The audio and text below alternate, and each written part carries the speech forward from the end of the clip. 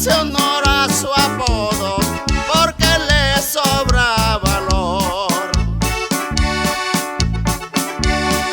En el llano de la Puerta una tragedia pasó.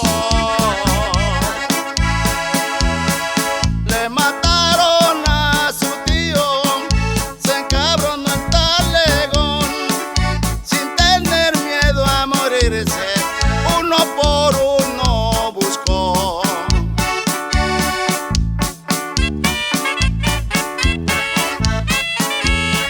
Esto es para el doctor Félix Acevedo, allá en la clínica de Juan de Dios.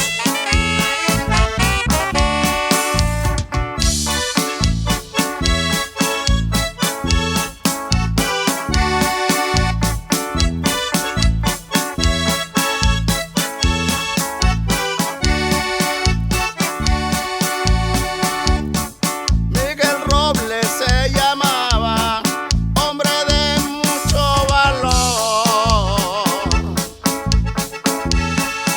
Él siente mucho a su tío, que a machetazo murió.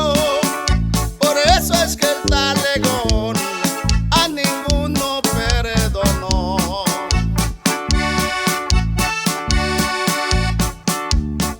Ignacio y Juan Aquino fueron los que lo mataron.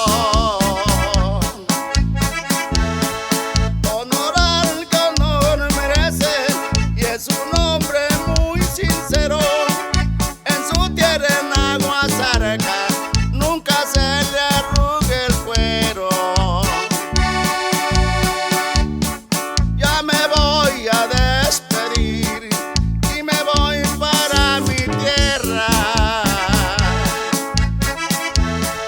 Voy cantando este corrido, brotando por la ladera. Aquí termina el corrido de mi